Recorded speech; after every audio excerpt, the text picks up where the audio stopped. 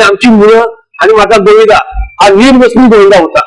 हे सर्वात हे महत्वाचं आहे. बरोबर. माझ्या गोविंद्यात निर्व्यसनी लोक असायची, माझ्या व्यसनात प्लेयर असायचं माझ्या गोविंदात. हा सर्वात आणि माझ्या मुलांचा मला अभिमान वाटतो की माझ्या बिल्डिंग मधली मुलं आणि अष्टमय शाळेतली मुलं ही खरोखर सुंदर मुलं आहेत आणि निर्व्यसनी आहेत. नमस्कार. तर मी स्वप्नील रमेश देसाई. अष्टविनायक क्रीडा मंडळाचं आमचं यंदाचं अमृत महोत्सवी वर्ष म्हणजे 75वं वर्ष आणि गेली 74 वर्ष अष्टविनायक क्रीडा मंडळाने कला, क्रीडा, शैक्षणिक, सांस्कृतिक या आपल्या उद्दिष्टांसोबत सर्व क्षेत्रामध्ये नेहमीच अग्रेसर राहिलेलं आमचं मंडळ. यंदाचं आमचं रामनवमीचं देखील 75वं वर्ष आणि त्या निमित्ताने आमच्या मंडळाचे सर्व ज्येष्ठ सभासद, जुने जाणते सर्व आमचे ज्येष्ठ सभासद यांच्या आम्ही काही मुलाखती घेण्याचा यावेळेला विचाराधीन होतो. तर आज पहिल्या या भागामध्ये आहेत आमच्या अष्टविनायक क्रीडा मंडळाचे ज्येष्ठ सल्लागार आणि अष्टविनायक गोविंदा पथकाचे प्रमुख प्रशिक्षक श्री हरीश पांडुरंग घाडी. नमस्कार. नमस्कार. तर या प्रश्नोत्तरामध्ये माझा पहिला प्रश्न तुम्हाला हाच असेल की अष्टविनायक क्रीडा मंडळाचा गोविंदा पथकाचे तुम्ही मुख्य प्रशिक्षक, पण गोविंदा पथक सुरू कसा करायचा किंवा का करावा त्यामागचं तुमचं उद्दिष्ट काय होतं आणि त्यासाठी जी काही जमवाजमव करावी लागते मुलांची किंवा एक संघ तयार करावा लागतो तो तुम्ही कसा तयार केला, तर त्याबद्दल मला तुमच्याकडनं जाणून घ्यायला आवडेल.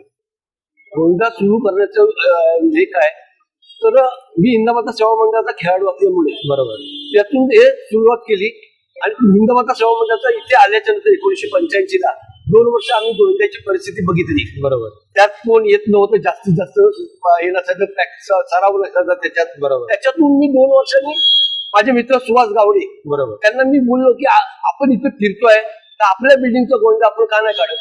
बरोबर. त्याच्यातून आपल्याला एकत्र येऊ आपण मित्र मंडळी. बरोबर. तुझे मित्र आणू, माझे मित्र आणू, बरोबर. त्या पद्धतीने आपण करू.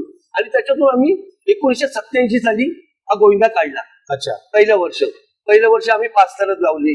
असे माझे मित्र, तुमचे मित्र, म्हणजे बिल्डिंग मधल्या 52 खोल्यांमध्ये आम्ही हा गोविंदा काढला. त्याच्यातून हे निष्पन्न केलं की आबा एकत्र येऊ शकतो. की गोविंदा दिवशी जे वातावरण असायचं आमच्याकडे बरोबर आठवडाभर त्याची वेगळीच हे होती. बरोबर. त्यातून हा गोविंदा आम्ही सुरुवात केली. वा. पण माझा पुढचा प्रश्न यासाठीच असेल की तुम्ही इथे मास्तरच्या भूमिकेत किंवा मुख्य प्रशिक्षकाच्या भूमिकेत अष्टविनायक गोविंदा पथकामध्ये तुम्ही सुरुवात केलं, पण अष्टविनायक गोविंदा पथक सुरू करण्याच्या आधी तुम्ही दुसऱ्या कुठल्या गोविंदामध्ये जात होतात का, आणि जर जात होतात तर कुठल्या थरात होतात किंवा शेडीत होतात, आणि तुमचं आवडतं असं त्यातलं स्थान काय होतं? मी सायनला कांजिस कॅम्प मध्ये आम्ही जे होतो तिथे इगल गोविंदा पथक होतं. अच्छा. त्या गोविंदामध्ये मी 3ऱ्या थरात चढत होतो. ओके. हा, 3ऱ्या थरात तिथे गोविंदाला चढत, ते पण 5 थर लावत होते, जास्त लावत होते. अच्छा. 3ऱ्या थरात आम्ही चढत होतो आणि तिथेच मला 3ऱ्या थरातच आवडायचं. पण अष्टविनायक क्रीडा मंडळाच्या गोविंदामध्ये मी कधीच थरात चढलो नाही. फक्त एकच वेळ उभा राहिलेलो आहे. 7 थर पहिले लावले त्यावेळेस मी उभा राहिलेलो आहे. त्याच्या अगोदर मी कधीच अष्टविनायक थरामध्ये चढलो नाहीये. अच्छा.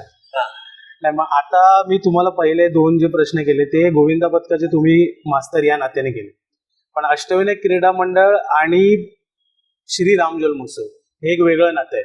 म्हणजे आपलं राम जन्मोत्सवाचं देखील 75वं वर्ष आहे. तर तुमच्या आठवणीतला एक असा राम जन्मोत्सव सोहळा जो इथे आपली जुनी चाळ होती अकोलावाला, तर त्यातला किंवा नंतर पुनर्रचित आपण अष्टविनायक मध्ये आलो त्यावेळेचा असा काही एखादा राम जन्मोत्सवाचा किस्सा की जो तुम्हाला आठवतोय असं? आता हा उत्सव माझ्या मते माझा जन्म 63. ओके. त्याच्यानंतर आम्हाला हा उत्सव 10 वर्षांनी समजला. बरोबर आहे. म्हणजे 72-73 वर्ष आम्हाला हे समजायला लागलं. बरोबर. उत्सव हा. बरोबर. त्याच्या अगोदर आमचा हा उत्सव दादराच्या खाली केलेला पहिली सुरुवात आमचा उत्सव आहे. म्हणजे आपल्या जुन्या चाळीमध्ये आम्ही या दादराच्या मध्ये आमचे ज्येष्ठ लोक आहेत. शरद राणे, परत ओमप्रकाश तेंडुलकर, अशोक गितोळकर होते. बरोबर. त्या लोकांनी हे जुन्या चाळीमध्ये सुरुवात केलेली आहे. अच्छा. दादराच्या खाली. त्याच्यानंतर आमच्याकडे आमच्या जुन्या चाळीमध्ये चौक होता. त्या चौकामध्ये आम्ही राम जन्मोत्सव सुरुवात केला. आणि त्याच्यात 72-73 सालापासून आम्हाला हा उत्सव समजायला लागला. बरोबर. त्याच्या अगोदर आम्हाला त्यातलं काही माहित नव्हतं. बरोबर. तेवढं. पण आमच्याकडे जो आम्ही या उत्सवाचं 25वं वर्ष पाहिलंय, 50वं वर्ष पाहिलं आणि 75वं वर्ष पण पाहिलं पाहतोय. बरोबर. पण मग परत तेच मी विचारतो की आताचा राम जन्मोत्सव आपण साजरा करतोय तो म्हणजे 75वं वर्ष किंवा त्या आधीचा आपण करतोय तो, आणि जुन्या चाळीतला ह्या राम जन्मोत्सव साजरा करताना म्हणजे आर्थिक अडचण असतेच, सगळ्यांना असते, कारण की त्यावेळेला तेवढं इन्कम सोर्स नव्हता किंवा काय होतं. पण त्या परिस्थितीत देखील कसा राम जन्मोत्सव साजरा केला जायचा हे महत्वाचं मला जाणून घ्यायचं तुमच्याकडनं. त्यावेळेस आताची वर्गणी आणि त्या वर्गणीमध्ये भरपूर फरक होता. बरोबर आहे. त्यावेळेस आमच्याकडे जुन्या चाळीत एक किमान 50 खोल्यात होत्या. बरोबर. 50-60 खोल्या होत्या असतील. बरोबर त्याच्यातून आम्ही वर्गणी काढून करायचो. बरोबर त्याच्यानंतर आता सभासदांकडनं वर्गणी घेतली आहे. बरोबर आता चाळीमध्ये वर्गणी आमची काढत नाही. बरोबर बरोबर फक्त आता सभासद वर्गणी करतात. बरोबर आणि त्याच्यानंतर हा गोविंदा काढला. त्याच्यानंतर जे उत्पन्न मिळायला लागलं आम्हाला बरोबर. त्याच्यातून आम्ही सुंदर आणखी त्याच्यापेक्षा चांगलं करायला लागलो.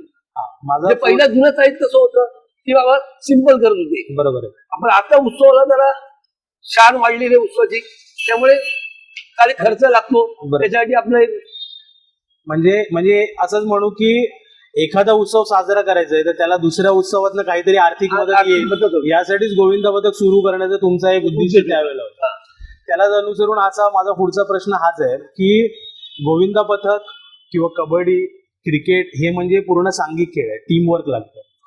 हे टीमवर्क तुम्ही त्यावेळेला कसं साधलात? जसं तुम्ही बोलला तुमचे मित्र, सुहास गावडेंचे मित्र, हे तुम्ही पेक्षा माझ्या अष्टम्यात चाळीतली मुलं बरं ही माझं मत असं कामावरून आल्याच्या नंतर सुद्धा बरोबर 7-7:30च्या नंतर ते मैदानात हजर व्हायचे. वा. त्याचा मला आनंद वाटायचा. बरोबर तर का कामावरून आलेला माणूस कधी प्रॅक्टिसला येऊन बरोबर ते जातो. थकलेला असतो already. आणि ते थकलेले असतात. बरोबर त्याच्यातून ते लोक येत होते. त्याच्यात मला आनंद होता. आणि नंतर अशी त्यांना आवड निर्माण झाली की ते व्यायाम जास्त करत नव्हते, बरोबर. पण त्यांना आवड निर्माण झाली. बरोबर तर आपले 7 थर लागतायत, 6 थर लागतायत, त्याच्यातून आवड निर्माण झाली. आणि मग नंतर भरपूरच गर्दी व्हायची. असं व्हायला लागलं. आणि माझे मित्र बाकी कबड्डी खेळाडू, हिंदमाताचे खेळाडू, बरोबर. माझे मित्र असे बाहेरचे सगळे येत होते. बरोबर. सगळ्या गोंधळाला येत होते. आणि माझा आता तुम्हाला एक महत्वाचा प्रश्न म्हणजे तुम्ही मास्तर होतात, प्रशिक्षक इथे राहिलात, कबड्डी करत होतात, पण ह्या सर्वाचा अष्टविनायक क्रीडा मंडळाच्या उभारणीत आणि तुम्हाला तुमच्या पर्सनल आयुष्यामध्ये, वैयक्तिक आयुष्यामध्ये अष्टविनायक क्रीडा मंडळाकडनं कसं आहे काही मोलाचं साथ किंवा असं काही त्याचा उपयोग झाला की ज्याच्यातनं तुम्ही एक वेगळी उभारी घेऊ शकलात किंवा तुम्हाला काहीतरी एक चांगलं करायला मिळालं? असं पहिलं तर सांगायचं तर आमच्या अष्टविनायक चाळीमध्ये एक रहिवासी संगमन आहे आणि अष्टविनायक क्रीडा मंडळ पण आहे. बरोबर. पण रहिवासी संगमन आमचेच आहेत बरोबर. आणि अष्टविनायक क्रीडा मंडळ पण आमचेच आहे. बरोबर आहे. ह्या उद्देशाने ते लोक वागतात. बरोबर. आमचे ज्येष्ठ माणसं आहेत ती पण त्याच उत्सवाने वागतात की रामजन्मोत्सव आपला आहे बरोबर आणि आपलं रहिवासी संगम आपलाच आहे. बरोबर. त्या पद्धतीने ते वागतात. बरोबर. त्याच्यात मला आनंद आहे. त्याच्यासाठी त्यांना एक बाबा जवळ आहे असं सांगायची गरज लागत नाही बरोबर आहे. कुठल्याही गोष्टी. बरोबर. त्या मुलांचं मला भरपूर आवडतं. आणि आमची मुलं आणि माझा गोविंदा हा निर्व्यसनी गोविंदा होता. हे सर्वात हे महत्वाचं. महत्वाचं आहे. बरोबर. माझ्या गोविंद्यात निर्व्यसनी लोक असायची. बरोबर. माझ्या व्यसनाचं कुठलंही नसायचं माझ्या गोविंदात. हा सर्वात आणि महत्वाचा. माझ्या मुलांचा मला अभिमान वाटतो की माझ्या बिल्डिंग मधली मुलं आणि अष्टविनायक चाळीतली मुलं ही खरोखर सुंदर मुलं आहेत आणि निर्व्यसनी आहेत. धन्यवाद हरीशजी, तुम्ही आज तुमचा वेळ दिलात आणि खरोखरच अष्टविनायक क्रीडा मंडळ, गोविंदा पथक ह्याचं जे वेगळं नातं आहे जसं श्री राम जन्मोत्सवाचं आहे, तसंच गोविंदा पथकाच्या जडणघडणीमध्ये जे हरीश गाडींचं जे योगदान आहे ते फार मोलाचं आहे. त्यामुळे तुम्ही आज जो वेळ दिला त्याबद्दल धन्यवाद. धन्यवाद.